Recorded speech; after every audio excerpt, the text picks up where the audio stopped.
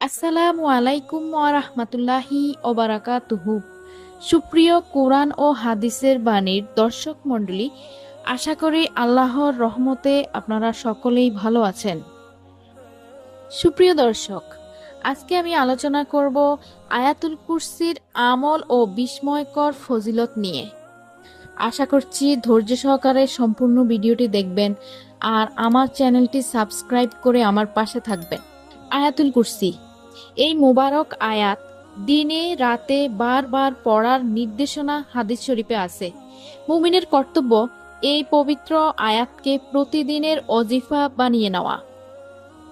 একবার হযরত আবু উমামা রাদিয়াল্লাহু থেকে বর্ণিত, আল্লাহর রাসূল সাল্লাল্লাহু আলাইহি ওয়াসাল্লাম বলেছেন, প্রতি ফরজ নামাজের পরে যে ব্যক্তি আয়াতুল কুরসি পাঠ করবে তার জান্নাতে যাওয়ার পথে মৃত্যু ছাড়া আর কোনো বাধা থাকবে না।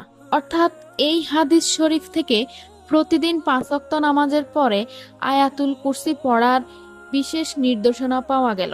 আয়াতুল কুরসি সম্পর্কে হাদিসের প্রসিদ্ধ একটি ঘটনা রয়েছে।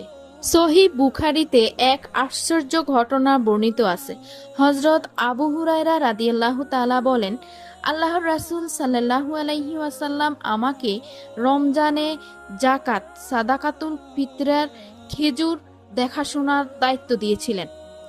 রাতে এক আগন্তুক এসে সেই স্তূপকৃত খাদ্যবস্তু থেকে মুঠি ভরে নিতে লাগলো। আমি তাকে ধরে ফেললাম এবং বললাম, তোমাকে আল্লাহর রাসূল সাল্লাল্লাহু আলাইহি ওয়াসাল্লামের কাছে হাজির করব। সে বলল, দেখুন, আমি এক অভাবী, প্রয়োজনগ্রস্ত ও পরিবারের ভারগ্রস্ত লোক।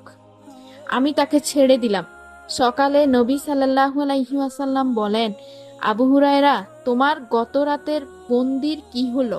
আমি বললাম, ইয়া রাসূলুল্লাহ, সে তার অভাব অনটন ও পরিবারের ভারগ্রস্ততার কথা বলায় আমার দয়া জেগেছে, তাই তাকে ছেড়ে দিয়েছি।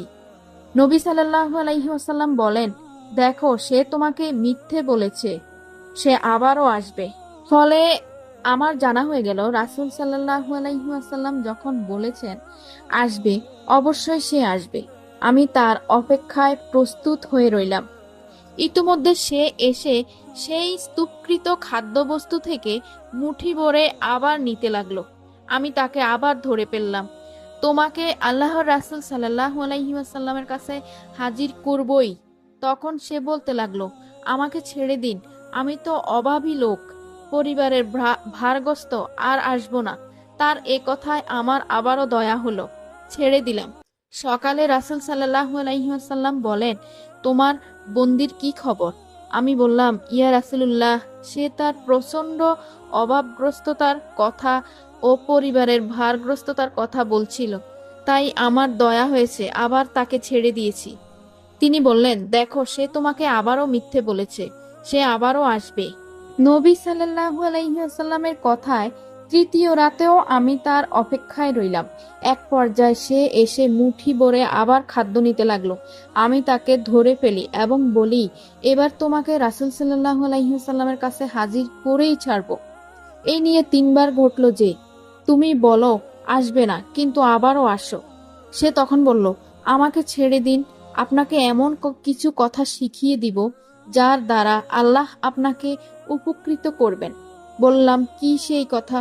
সে তখন বলল, যখন বিছানায় যাবেন তখন আয়াতুল কুরসি পড়বেন, প্রথম থেকে শেষ পর্যন্ত। তাহলে ওই রাত থেকে আল্লাহ পক্ষ থেকে সকাল পর্যন্ত আপনার জন্য একজন রক্ষাকর্তা নিযুক্ত থাকবেন এবং সকাল পর্যন্ত শয়তান আপনার কাছে ভিড়তে পারবে না। আমি তাকে ছেড়ে দিলাম। সকালে রাসূল সাল্লাল্লাহু আলাইহি ওয়াসাল্লাম আমাকে বলেন, গত রাতে তোমার বন্দী কি করলো? বললাম, ইয়া রাসূলুল্লাহ, সে বলল যে আমাকে এমন কিছু কথা শিখিয়ে দেবে যার দ্বারা আল্লাহ আমাকে উপকৃত করবেন, তাই তাকে ছেড়ে দিয়েছি। নবী সাল্লাল্লাহু আলাইহি ওয়াসাল্লাম জিজ্ঞেস করলেন, সে কথাগুলো কি? বললাম, সে বলেছে, যখন তুমি বিছানায় যাবে তখন আয়াতুল কুরসি শুরু থেকে শেষ পর্যন্ত পাঠ করবে। সে বলল, আল্লাহর পক্ষ থেকে সকাল পর্যন্ত তোমার জন্য এক রক্ষাকর্তা নিযুক্ত থাকবেন। আর সকাল পর্যন্ত কোনো শয়তান তোমার কাছে ভিড়তে পারবে না। সাহাবীগণ তো কল্যাণের ব্যাপারে খুবই লালায়িত ছিলেন। নবী সাল্লাল্লাহু আলাইহি ওয়াসাল্লাম বলেন, শোনো, সে তোমাকে সত্যিই বলেছে, যদিও সে ডাহা মিথ্যুক। তারপরে বললেন, আবু হুরায়রা, তুমি কি জানো পরপর 3 রাত কার সাথে তুমি কথা বলেছ? তিনি বললেন, না, আল্লাহর রাসূল সাল্লাল্লাহু আলাইহি ওয়াসাল্লাম, আপনি বলেন, কে সে? তখন রাসূল সাল্লাল্লাহু আলাইহি ওয়াসাল্লাম বলেন, সে ছিল শয়তান। হযরত উবাই ইবনে কাব রাদিয়াল্লাহু থেকে বর্ণিত, তার একটি খেজুর শুকানোর জায়গা ছিল, তাতে খেজুর হ্রাস পেত। এক রাতে তিনি পাহারায় রইলেন। হঠাৎ তিনি কিশোরের মতো এক প্রাণী দেখতে পেলেন। সে তাকে সালাম দিল। তিনি সালামের জবাব দিয়ে জিজ্ঞেস করলেন, তুমি কোন জাতির, জিন না মানব? সে বলল, জিন। তিনি বললেন, তোমার হাত দাও তো দেখি। সে হাত বাড়িয়ে দিল। দেখা গেল তার হাত ও পশম কুকুরের হাত ও পশমের মতো। সে বলল, এটা জিনের ঘটন। সে আবার বলল, জিনেরা জানে তাদের মধ্যে আমার চেয়ে শক্তিশালী আর কোনো পুরুষ নেই। তিনি বললেন, কি উদ্দেশ্যে এসেছ? সে বলল, আমি জানতে পেরেছি আপনি সাদাকা করতে পছন্দ করেন, তাই আপনার খাদ্যবস্তু থেকে খেজুর নিতে এসেছি।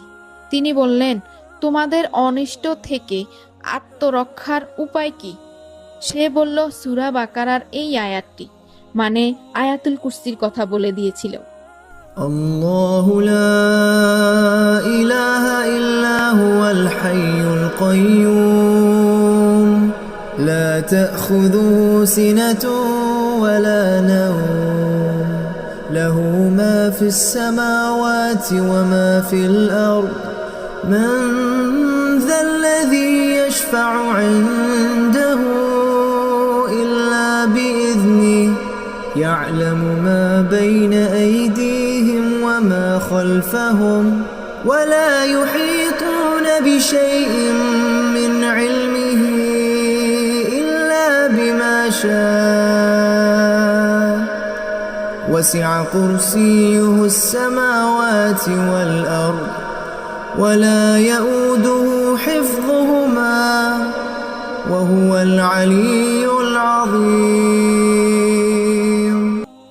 সে আরো বলল, যে তা সন্ধ্যায় পাঠ করবে সে সকাল পর্যন্ত আমাদের অনিষ্ট থেকে নিরাপদ আশ্রয়ে থাকবে, আর যে সকালে পড়বে সে সন্ধ্যা পর্যন্ত আমাদের অনিষ্ট থেকে নিরাপদ আশ্রয়ে থাকবে। সকালে তিনি রাসূল সাল্লাল্লাহু আলাইহি ওয়াসাল্লামের কাছে এসে বিষয়টি জানালেন। তখন নবী সাল্লাল্লাহু আলাইহি ওয়াসাল্লাম বললেন, খবীস সত্য কথা বলেছে। সহিহ ইবনে হিব্বান হাদিস 784, মুস্তাদরাক হাকিম হাদিস 2064। উপরোক্ত দুটি ঘটনা নবী সাল্লাল্লাহু আলাইহি ওয়াসাল্লামের সমর্থন সূচক উক্তির মাধ্যমে প্রমাণিত হয়েছে যে দুর্বৃত্ত শয়তানের অনিষ্ট থেকে রক্ষা পাওয়ার ক্ষেত্রে এই আয়াতের আমল কত ফলপ্রসূ। এ পর্যন্ত আয়াতুল কুরসির ফজিলত সংক্রান্ত মোট 3টি হাদিস উল্লেখিত হয়েছে। এই হাদিসগুলো থেকে প্রতিদিন অন্তত 8 বার এই আয়াত পাঠ করার নির্দেশনা পাওয়া যাচ্ছে। সকাল সন্ধ্যায় 5 ওয়াক্তে নামাজের পর ও শোয়ার সময়। বলার অপেক্ষা রাখে না যে কেউ যদি এই মুবারক আয়াতের অর্থ মর্ম স্মরণ রেখে উপলব্ধির সাথে তা পাঠ করে, তাহলে তা তার জন্য অত্যন্ত বরকতের বিষয় হবে। কুরআনুল কারীমের এই আয়াতুল কুরসির অর্থ মর্ম সম্পর্কেও আমরা যদি চিন্তা করি, তাহলে বুঝতে পারবো কি স্পষ্ট ভাষায়, কি অসাধারণ প্রতিপান্বিত উপস্থাপনায় এই আয়াতে মহান আল্লাহর পরিচয় প্রদান করা হয়েছে। আল্লাহ তাআলা মাগফিরাত ও পরিচয় লাভের চেয়ে বড় জিনিস মানুষের জন্য আর কি হতে পারে। এই জ্ঞানই তো সর্বশ্রেষ্ঠ জ্ঞান, আর এই বিষয়ে অজ্ঞতাই সবচেয়ে বড় ভয়াবহতা অজ্ঞতা। মহান রাব্বুল আলামিন আমাদের সবাইকে আয়াতুল কুরসির অর্থ বুঝে সহি ও শুদ্ধভাবে পাঠ করার তৌফিক দান করুন। আমিন।